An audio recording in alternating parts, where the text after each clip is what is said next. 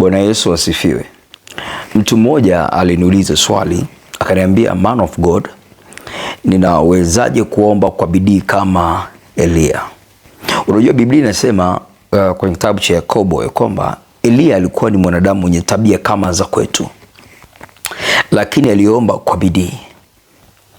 Sasa one man akaniuliza, Elia aliombaje kwa bidii?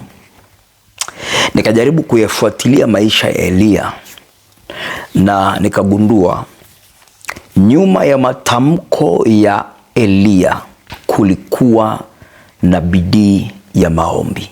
Narudia, nyuma ya matamko yote ambayo Elia alikuwa anayatamka kulikuwa kuna bidii ya maombi. Aliposema mvua isinyeshe, nyuma ya hilo tamko kulikuwa kuna bidii ya maombi. Aliposhusha moto, aliposema na ijulikane kuwa nani ni Mungu wa kweli, nyuma ya tamko lile mbele ya manabii wale wa Baali kulikuwa kuna bidii ya maombi. Alipokuja kutamka, anamwambia mfalme Ahabu, inuka ule na unywe, maana pana sauti ya mvua tele. Nyuma ya lile tamko kulikuwa kuna bidii ya maombi. This man alikuwa anatamka kitu, akisha kitamka either anaenda mlimani au anakuwa ametoka mlimani. Kwa hiyo nyuma ya matamko yake kulikuwa kuna bidii ya kuomba. Bidii ikoje? Kwa mfano, ukisoma Biblia kitabu cha Wafalme wa kwanza sura ya 18 mstari wa kuanzia 41, 42, 43, 44, wakati mtumishi wa Mungu amemalizana na kesi ya manabii wa Baali, amekuja anamwambia mfalme, sasa mfalme, kula kunywa, maana pana sauti ya mvua tele. Baada tu ya Elia kumwambia mfalme ale na anywe, maana pana sauti ya mvua tele, Biblia inasema mfalme alipoinuka ili kula na kunywa, Elia naye akainuka na kwenda kwenye kilele cha mlima Karmeli. Umeona kitu cha ajabu sana? Ametoka kutoa tamko kwa mfalme. Baada ya matamko yake kwa mfalme kwamba kuna sauti, pana sauti ya mvua tele, anataka hilo neno litokee. Kwa hiyo anaenda kwenye control room, anapanda kwenye chumba cha maombi. Biblia inasema akapanda kwenye kilele cha mlima Karmeli. Alafu angalia bidii yake iko wapi? Akaanza maombi. Alivyoanza maombi, anamwambia mtumishi wake, sasa wewe, anamwambia kaa upande huu, utakuwa unaangalia upande wa bahari. Kwa hiyo akaenda mara ya kwanza, Elia akapiga maombi, akamwambia jamaa, nenda kaangalie baharini uko vipi. Jamaa anaenda anaangalia, hakuna wingu, alisomi. Akarudi akamwambia hakuna kitu. The man akaingia kuomba mara ya pili, anamwambia mtumishi wake, nenda vipi? Mtumishi wake anamwambia Elia, hapana dalili yoyote, na ametoka kumwambia mfalme pana sauti ya mvua. Mani akarudi kuomba mara ya tatu, akamwambia vipi? Mtumishi wake akamwambia hapana dalili. Man of God anaingia kuomba mara ya 4. Mtu wa Mungu anamwambia mtumishi wake kaangalie. Anatoka anaenda kuangalia, hakuna dalili yoyote ya mvua. Elia anaonyesha bidii ya maombi, anarudi mara ya 5, hakuna dalili mara ya 5.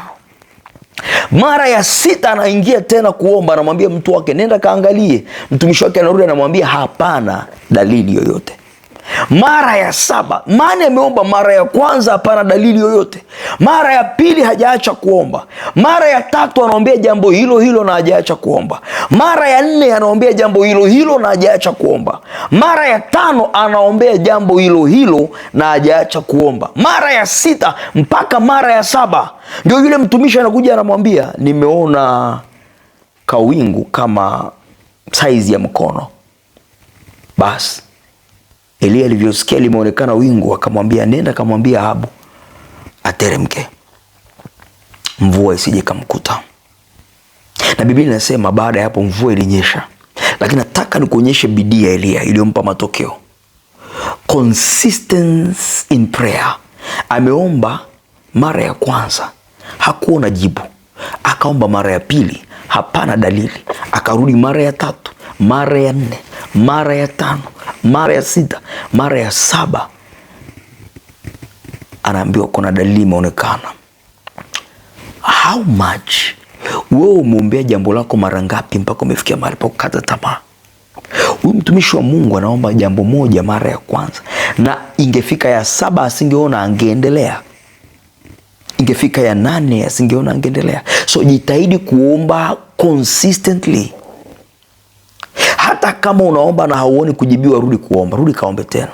Hata kama umeomba na hauoni kujibiwa, rudi kaombe tena. Hata kama umeombea jambo hilo hilo mara ya 3 hujaona kujibiwa, rudi kaombe tena.